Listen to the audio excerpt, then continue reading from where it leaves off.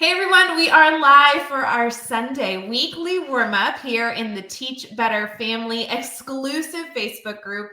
We're so excited to welcome you into our last show. If you can believe it, I don't know how I feel about this. Is this kind of a bittersweet ending? We are concluding our programming as a Teach Better Family before a appropriate summer break that we're headed into. I know many of us have a week left of school or 8 weeks left of school, but the Teach Better team typically takes a summer break for live stream programming. And then don't worry, we'll be back kicking up in the fall. So this will be a wonderful way to go out with a bang. Don't worry, all summer long, the Teach Better team will still be around and available. Just as always, you just won't be able to tune into new Sunday and Wednesday shows. But hey, for those of you listening on the Teach Better Talk podcast, you know you have over 4 years of content over there. So if you miss any of the Teach Better team faces, you will still be able to get it. We're going to be right back for our exclusive show, and we're so excited to go out with a bang with our wonderful guest, Abby.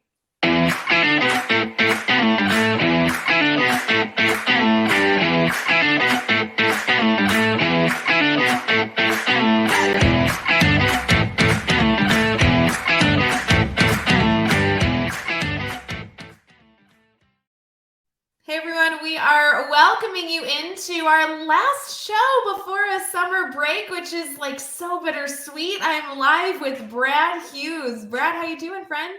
Doing great, Ray. Great to see you, and great to welcome Abby into our space for our grand finale of the season of the Sunday weekly warm-up. How was your weekend, Ray? You know, my weekend was good. I did the appropriate thing that many people typically do over the summer, which is like they totally burn the front side of their body. And then they're like, no, now I'm going to overcompensate. And today I have successfully completely burned my back. So in case anyone's wondering, I will eventually be tan, but instead I'm a lobster if I turn around. You're engaging in You're engaging in the well-known tradition of just making sure that each side of you is well done, just kind of like a self barbecue or rotisserie, maybe, Ray. It's true. And I'm sure one of you or somebody in the comments is going to be like, Ray, SPF. I know, I wear it. I just need this reminder of being completely burned right as we get into the summer of, oh yeah, you have to put that on all the time, even when you don't think you're going to be in the summer. Abby, I'm so excited you're live with us today. Will you tell us a little about yourself? Sure. Yeah. I'm coming live from Bloomington Normal, Illinois, and I own a yoga studio, a coffee shop, a consulting business. I do all sorts of things. This weekend, I was in all places at once. We were out at a brewery for yoga, out at the farmer's market for acai bowls, at the studio for the coffee shop, went up to Chicago really quick for a proposal. I mean, we were all over the place. So I'm glad to be here tonight with you guys. Oh man, you had a very active weekend, and I'm excited to dive into so many of the components you just briefly listed because there's a lot to learn there. Brad, were you in the lazy mode of getting a sunburn, or were you like Abby and just like all over the place taking good care of your body? Well, talk about getting our Sunday weekly warm-up finale going out with a bang. This is our Victoria Day weekend here in Canada. So right now I'm coming to you live from the shores of Lake Huron. I'm broadcasting al fresco, so I'm outside, and it's a little bit chilly, but the weather is lovely today, sunny, and we're absolutely in relaxed mode. Lots of walks by the beach, taking a look at the lake, just relaxing. Crossword puzzles and reading and listening to music and games, and it's been a wonderful weekend. So I'm hoping that we're wrapping up our broadcast before sunset, because afterwards we'll have some fireworks and there'll be a real bang going off, and hopefully it won't interrupt our conversation with Abby. No way. Abby, I think we need to commit right now. We are staying for the fireworks, right? That sounds like a great start to the week. I love it. Well, hi, everyone in the comments. It's wonderful to see you. As a reminder, our Sunday show streams exclusive to our private group. So all the comments that are shared during this live stream get to be seen by everybody in our community. And I really enjoy that our community can come together and learn from one another, not only from those on screen, but also those in the comments. Abby, I know you've listed so many things you do, and we're going to get into a lot of different components of the work you do, how you can help educators, even if they're not in the Bloomington Normal area. Can you tell us a little bit though about how you got into this work? Like, how does one come to own a yoga studio? I just think that it sounds like such a big endeavor, right, Brad? I mean, to be able to say, Huge. okay, I'm going to essentially start this business. I'm going to, take on this big leap of faith. And also I assume it must be a big passion. So tell us about that. There's a theme, I think, in my life that I'm realizing, which is when I see something that I want somewhere, I end up being the one to create it. So all of the things that I listed essentially came to be because of that, seeing a gap in a service or in an opportunity, and then just jumping into that gap, mostly selfishly to start. So the yoga thing was, I wanted a place to practice power yoga in my community. And so we opened the yoga studio, and then we wanted a place to have community around yoga. So we opened a coffee shop, and that theme is consistent when I look at how I landed in all of these different places and spaces. But vision is a core value of mine. And so I can see very clearly what could fit into those things. And I have lots of people in my corner helping me figure out the how of that. And then we just execute on it. And I consistently say everything's just a gigantic experiment. So it's like, we'll just try it and see. And the things right now are working, which is really, I'm very grateful for that. I love this mentality of seeing a desirable, thing, whether it's something that you want or something that you'd like to see, or a missing component that you'd like to see changed, and being a part of the solution. I think a lot of educators will find that relatable. Brad, what are your thoughts on that? Oh, 100%. I just love, Abby, your take on entrepreneurship and moving the needle forward socially and educationally. It's all about activating your interests, and you see an opportunity. And as Ray said, and as you agree in your line, in various lines of work, if you see a need, you're going to take the opportunity to make it happen. And educators do that naturally on a moment-to-moment basis. You see the need, you meet the need, you fill that gap. And I'm excited to learn more and more about how you're taking on so many different things with so much success. Well, and Abby, what I really think is interesting is it's not just, oh, I want to get into power yoga and how do I do that? Or, oh, I really want a cup of coffee at a moment's notice. How can I get that? But it seems like you have a desire, and then your desire takes you beyond getting it for yourself, but also giving it to others. Would you speak to that a little bit? Sure. That comes from the methodology of yoga that I practice and teach, and that is just being of service. And it's interesting because I think the pandemic did something to us that tried to convince us or trick us into isolation. And I think we're at this very important crossroads right now where we've kind of been conditioned to isolate now. And we're seeing the impact of that big time in terms of mental health and well-being. And now there's this call to action, which is like, okay, what are we going to do about this? Do we want to continue down this path of isolation, or are we going to invite people into our circle? And everything is way better when you have other people with you who care about it too. So most of the time it's just it's an open invitation to just like come along and just do it with me, practice yoga with me, experiment in this way in a classroom with me. But that being of service thing is just something that has become kind of intuitive in my line of work, through yoga being the thread for that. I would love to challenge our community here in the comments as we're getting started today. We love seeing people comment. I would love, even if it's a funny one, I'd love to see some comments on something right now maybe you want. And I'd love to do some reflection here. Like, first off, we hope you get it. And if we can help you get whatever you want right now, let's do it. But the other element is, do you think there's somebody else that has that same desire? And is there any way for you to take one step in the direction of helping them get it? And Abby, what I think is important in this, and I cannot wait to learn from you in this conversation, but it's not that you always have to be the solution for somebody else, but can you even just open the right door for somebody to get closer to what they desire? And I think that that's important. Educators, we often feel that we have to do everything. And I think there's such beauty in even just being a part of the story or part of the journey to help somebody get something that they want. I'm going to throw this at Brad. Brad, can you think of one thing, goofy or real, that you want right now? Really, I want to hear more from Abby, because and I want to say how grateful that I am that this is going to be recorded and shared out more and more widely. There's so many little mic drop moments that Abby's left us with. The idea of serving yourself through service to others, lighting your own fire by sharing both the responsibility and opportunity.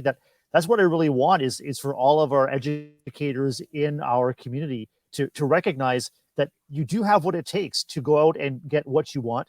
You make the world a better and a brighter place just by being you, and you're the irreplaceable ingredient in every interaction, every opportunity. And Abby, sounds like you've taken so many opportunities to make that happen for yourself and to bring others along the way as well. I love it. Abby, how did you get into yoga, and especially this mindset that you've obviously been working on? I started because I got hurt running. So I was training for a half marathon with my dad, who had run many, many more miles than I had. And I ended up injuring myself and just started going to yoga classes. And I just got really intrigued by the way that I felt after yoga, but also during it. It was the one place in my life where I felt like I could fail. Everywhere else, I had this immense pressure on my shoulders to like do it right or be perfect. And my yoga mat has consistently through all seasons of my life been the one spot where I'm like, it doesn't matter. I could fall out of tree pose. I could fall on my face in crow pose. I could look so silly. I could be sweaty, and it doesn't matter because it's just me and my mat. And that practice became very interesting to me. Like the why was that the only place in my life? And we say at the yoga lab, your yoga mat is a laboratory for your life. So what you learn on your mat about yourself is likely showing up as a theme off of your yoga mat as well. And so that kind of methodology just became interesting to me, and inviting other people into that inquiry as a safe place to challenge themselves in a way that it didn't matter if they failed. That has become an interesting thread of conversation for us. Love this. Can I jump in for a second? Because Abby, you said yoga lab, not necessarily yoga studio or yoga space, yoga lab. And language is so important. And I can't help but think that you craft and choose language so very carefully. Yoga lab. Tell me more about how you infuse that mentality of learning through practice into all of the spaces that you demonstrate leadership and service. Sure. So that theme of the laboratory for your life applies. I do consulting in schools. I go in and support teams in building structures around social emotional learning. And there's nothing more vague and unclear than social emotional learning. It is this thing we aspire to, and we think we have it. And then when we start in the work, it's super messy and unclear because it is an innately human work, human development. And so that mindset of not having the correct answer and not knowing exactly where this is going to go, but being willing to just jump in and try it and see what happens, but also with an intention. And that is something that, yoga really uses in the practices. You're not going in blind. You're not going in with this attitude of, oh, it doesn't matter what happens. You have alignment and you have safety and you have an intention in your yoga practice. And the same is true when you're setting up structures and systems for social emotional learning. You have guardrails on the work, but how that works for the people within it will shift and change. And it really is a matter of understanding the culture and establishing in some ways the culture of experimentation and messiness and muddiness to get to some level of clarity, and then holding that clarity with a beginner's mind and saying, okay, I know this now, but probably something else is going to come along to layer on top of that, where it's going to be like, I thought I knew this, and now that let's throw that thing out, or let's layer on top of that thing something else. So that mindset, it really applies in consulting, although I would say most structures in schools aren't set up for that, allowing that space a lot of times. And so it can be challenging to kind of teach people into that without the physical practice of yoga, because I don't teach yoga in schools. It's a separate experience. So trying to use other options or modalities aside from the physical practice can be a little bit challenging. Abby, I'm really excited to get into the work you're doing with schools and educators because I know your background is in education, which is such a beautiful thing that you've been able to bring and a perspective you've been able to bring to the work you're doing now and to be able to serve others. So we'll be right back and let's dive into our discussion.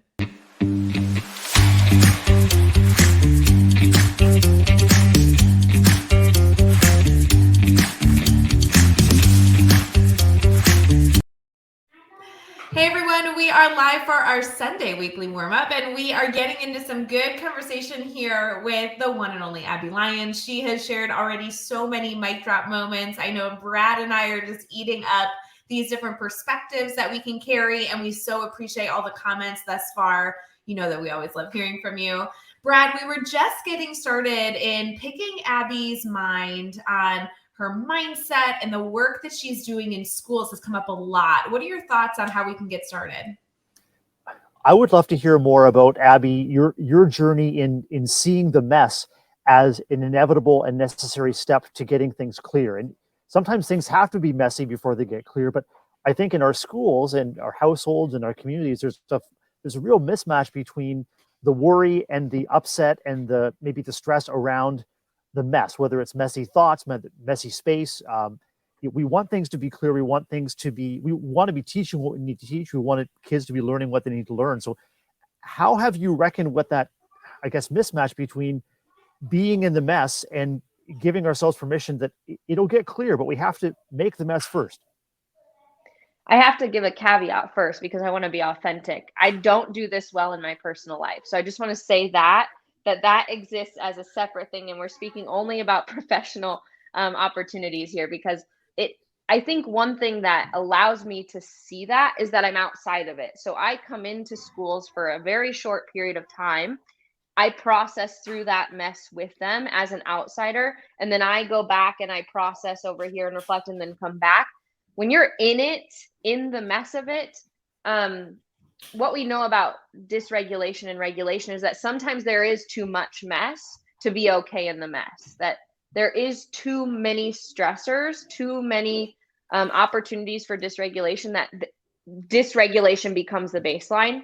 So there is value, I think, in noting that there is a threshold for mess and being able to know that about yourself, to have an internal barometer to say, okay, I've been in this conversation for too long or in this mess for too long. Let me take a step back, reflect, process, have some space, and then come back is an important component of it. And that almost, I would say, is the avenue to being okay with it, is the perspective on it. It's like, if I can macro view my way up, what does the 30,000 foot view look like? That gives you the tolerance then to go back into the mess. So I don't know if I answered your question, Brad, but I did want to provide that perspective that what I'm not advocating for is some sort of disillusioned, okay with chaos. Let's just feel our way through this thing. I thought that was a fantastic answer. I love not only your authenticity, but how you are, just naming, you're positioning yourself as a consultant, helping people get from point A. And, that's what the Teach Better mindset and perspective is all about, is figuring out where we are and how we can be a little bit better today than yesterday and tomorrow than today. And Ray, let's keep talking about shifting from mess to clarity. I mean, I'd like to get your thoughts on that. I think it is not only important mindset, but a very clear message. I love the way you've shared it. I think that I struggle with accepting the mess. And I think there's an element of hope with this approach that with the mess will come clarity. So there is a light at the end of the tunnel, which I very, very much appreciate and value. As I'm thinking through your ability to come into a school, I think you also highlight the benefits of being able to bring in somebody from the outside to work with schools. I think more often than not in the last 5-10 years, it's been very appropriate to celebrate that there's so much knowledge and learning that exists in our schools. And there is, gosh, we should be learning from our colleagues consistently. But there's some beauty here of being able to recognize, oh, it's so nice to have somebody coming in from the outside, possibly seeing something that I don't know and that I can't see because I'm so deep in it. Yeah, and I think there's a level of candidness that I can have in those conversations, to push the boundaries, or as I say it from my yoga world, disrupt the drift. There's a drift in a culture, a drift in a conversation that starts to occur that just becomes the norm. And until you have someone who has a different perspective or a different expertise, or even just a different lens on to see, okay, tell me more about that. Not to criticize it, not to say it's wrong, but just to ask the questions that maybe you don't have access to because you can't see it because it's just too normal. I mean, in every other industry, folks have consultants in to come and work with teams. In our life, we have people, we have, a personal trainer, we have a therapist, we have a friend, we have a boss, all of these different perspectives on our life to help us frame things up. I think sometimes we get caught up in, oh no, we need help. There's something wrong with us. And it's like, no, that's exactly where we are as people. We need perspective.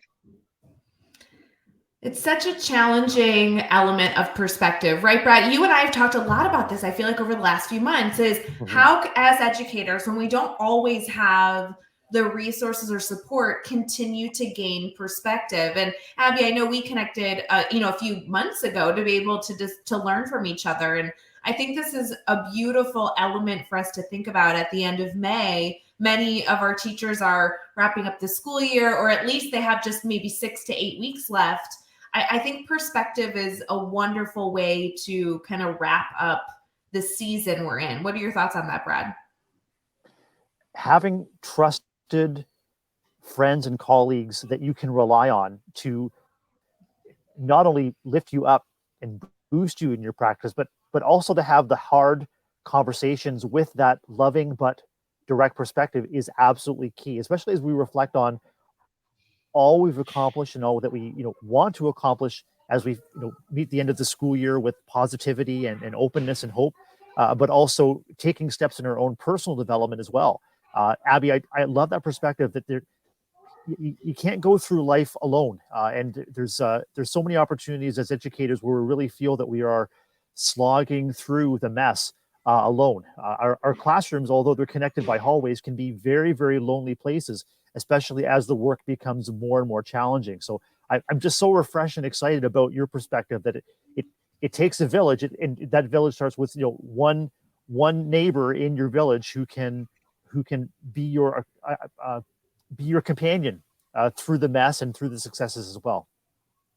Are there common questions, or you feel like common strategies, Abby, that you feel like you recommend to educators frequently that maybe we could share here with our Teach Better community to be a little bit better in the multitude of areas I know that you continue to support people in? Yes, there's one that is consistent no matter what area we're talking about, and that is regulate, relate, and reason. So that comes from Bruce Perry. And he talks about the sequence of engagement, that our brain works from bottom to top. And you have to be regulated in order to relate, in order to reason. So actually, the yoga studio is set up that way. So people come in to do yoga to regulate, they drink coffee to relate. And then we have a space in the back called the lab that is a workshop space where they reason. And my trainings, any trainings that I do for schools, all of them follow that exact sequence, which it's undeniable. Dr. Perry always says you have to follow the rules of the brain. And I think on an individual level, if folks can take an inventory or an audit of their day and say, at what times am I regulating? At what times am I relating? And at what times am I reasoning? I would go out on a limb to say most of the day we're heavy on the reasoning and light on the relationship and light on the regulation. And so having a clear picture of your day, and it doesn't have to be anything elaborate. It's like, you don't have to come to yoga. Yoga may not be everyone's cup of tea, and that is absolutely fine, as long as they have something in their life that supports their regulation. And the one reason I do really love yoga is because it does both things, regulation and relationship, when you're in a community of people breathing and connecting. But I think taking an audit of their life, even of the way that they structure their classroom environments, or if it's a leader facilitating a meeting, how are you structuring it to follow the rules of the brain so that you can guarantee, or at least do your best to guarantee, that people have the most access to their thinking brain? Those conversations are going to go a lot further for you if you can follow that sequence.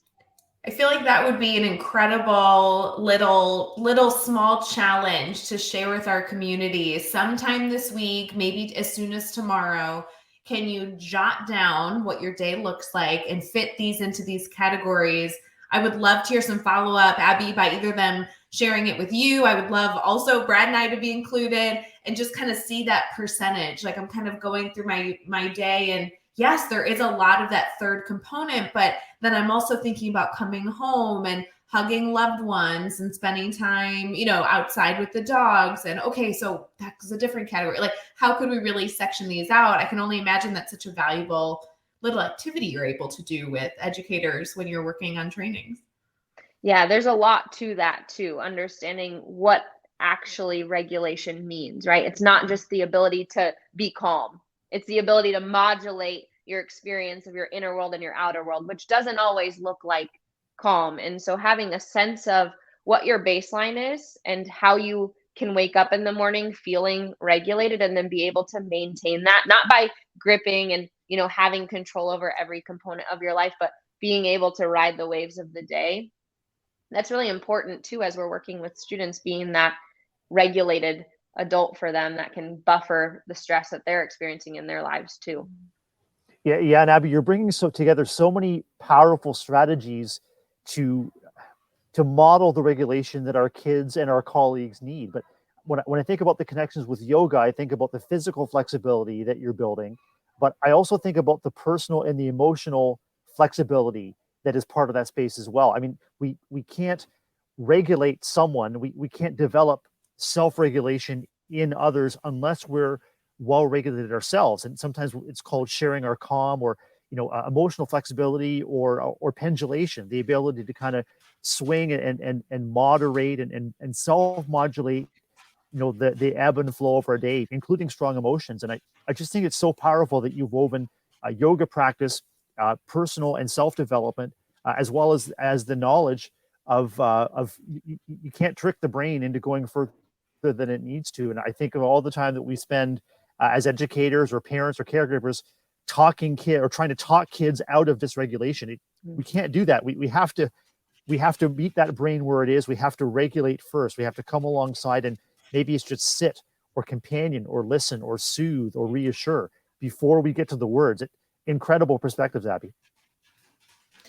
Abby, I know we're going to wrap up our conversation here in a minute, but a lot of our community here will hear these ideas, get excited about the opportunity to learn about this to help themselves and help their students and their colleagues around them.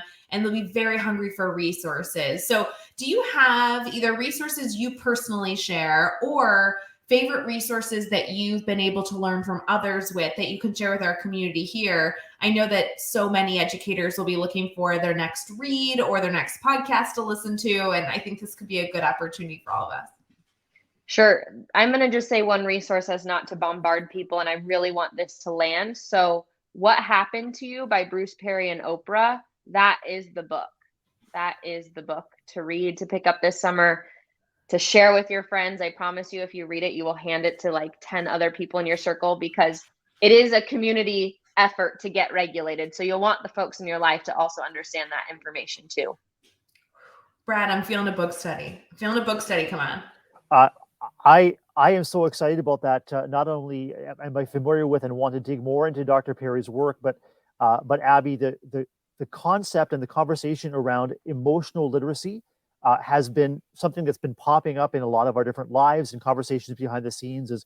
Is getting comfortable with expressing and naming and articulating what we're feeling and experiencing, so that we can build a network of others within our homes or schools or communities that are more and more comfortable doing the same thing. That's a tremendous resource. And I've got to give you huge props about saying, hey, there's so much out there. Start here and then see where it goes. That's a great pick from Oprah and Dr. Bruce Perry. So powerful. We'll be right back for a weekly giggle.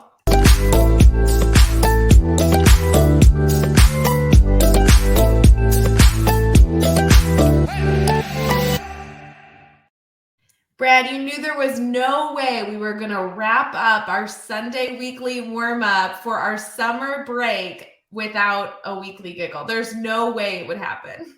Well, Ray and Abby, I'm delighted. I want your help tonight, and maybe the help from our guests who are joining us live in our exclusive Facebook group. I need your help to paint me a picture. I need you to paint me a picture tonight. Tell me what is special or unique or remarkable or memorable about your hometown. Maybe we can get started with Abby. What's remarkable or notable about Normal, Illinois? I know, Abby, good luck. He put you on the spot. Oh, sorry. Yeah, we have a company here called Rivian. They're an electric vehicle company. Oh. And I don't really want to say too much before people just go look them up, but they are doing incredible things here, and it is very notable. It is my favorite car company of all time because of my time in Bloomington Normal. And literally, it's a game in my house. There are 2 Rivians that live in Naperville that we've seen on the road. And every time we are cheering. Oh my God, that's so cool. Go look up Rivian. I will say, Abby, not inappropriately, but I kind of think they're the ugliest car in the world, but I just love to death. They're very functional, very, very functional vehicles. Yes, I love it. Hannah's shouting out that her school is the Pretzels, which is the best mascot ever. That's so fun. Yeah, I'd say Abby and Hannah and Ray, whether if you're giddy about the Rivian vehicle or if you're giddy about pretzels, because that's what makes your hometown. I've got an exciting exciting story to share with you about a small town in Italy that's giddy with excitement that it appears in the background of the world's most famous portrait. That's right, the Mona Lisa. And this comes to us from goodnewsnetwork.org. And I'm excited to share that the Tuscan town of Laterina is thrilled that an Italian historian has determined that a bridge that can be seen in the backdrop of Leonardo da Vinci's famous Mona Lisa is actually from their area. They used drone photographs and historical records of da Vinci's whereabouts, and they were able to determine that their hometown, Laterina in Tuscany, is actually part of the background of the Mona Lisa. So, whatever makes you giddy about your hometown, please know that there's a town in Italy that's celebrating that they are in the background of probably the world's most famous portrait, guys. That's quite a reputation, right? That's a cool fun fact for everyone to use in that community. That's awesome. That's incredible. Before we log off, I do have to say, Brad, I just literally, Wednesday, Sunday, 2 days ago, Friday night, bought tickets to officially see the Mona Lisa while I'm traveling this summer. Incredible. So I'm very excited to now have that fun fact that I will be sharing with every single person I see. Yeah, and I'd encourage you, whatever the tour guide is saying at that moment, just shove them out of the way and say, hey, did you know that's Laterina in the background? I heard that on the Sunday weekly warm-up. And here's the URL. You just take over the tour. Well, and I have to obviously point them to this episode. I'll be like, Brad Hughes is, the host and moderator. Abby Lyons was the guest, and she was amazing and had all these good insights. So amazing, this is right? Going to be the fun fact of the summer. It'll be so fun. Abby, what do you have planned over the summer?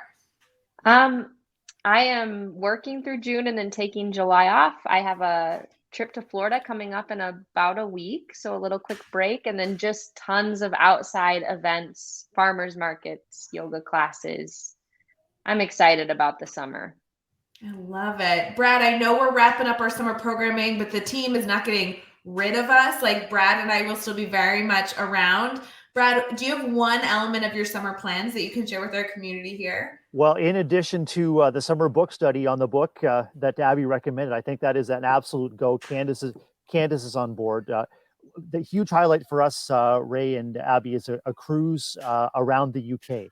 So we're flying into Amsterdam in mid-July, and we're going to be cruising for 11 days with 8 different stops around the United Kingdom. And we're going to have an amazing time touring and getting our dose of history, cuisine, but also a lot of pop culture. We're going to be going on to a Game of Thrones set, as well as visiting the area where the series Highlander is made. So we're going to have a full dose of the UK, and we're going to have an awesome time. Wow. So fun. I really appreciate all of our community for tuning into the Sunday weekly warm-up. This has been a wonderful show that Brad and I were so thrilled to support the team in launching. We started in August. We've gone all school year, and now we're wrapping up our last show celebrating the fact that next fall we'll be launching something new, most likely. So if you guys have any suggestions or ideas of content that you'd love to see from the Teach Better team, not only over the summer, like book studies and webinars and all those other fancy things we'll do, but things over the fall to make sure that we are still creating spaces to be here as a community. I'm so excited to hear from you, and I hope you choose to reach out to us. Abby, would you mind, before we go, sharing how people can stay connected to you and continue to learn about the incredible work you're not only doing in Bloomington Normal, but for educators all over? Sure. The best way to reach me is at yogalab.bn on Instagram. That is guaranteed. I'm on DMs all the time there. So that would be the most reliable way to reach out. Wonderful. Brad, I would love if you could give us any final fabulous words before we head into the Teach Better Team live stream summer break. Any final thoughts here we can leave our friends with? Just what a delight it has been to connect with Abby Lyons tonight, and of course weekly with you, Ray Hewitt. This continues to be the highlight of my week. I believe so much in this space and in growing community along with you. So I feel really, really privileged, and I love and appreciate both of you so much for the opportunity to be with you tonight, and look forward to more great things to come in the fall season. Make sure to go connect with Abby and the incredible work she's doing. Brad and I will see you all very, very soon. Please don't be a stranger. Have a wonderful week ahead, friends. Love you. Thank you.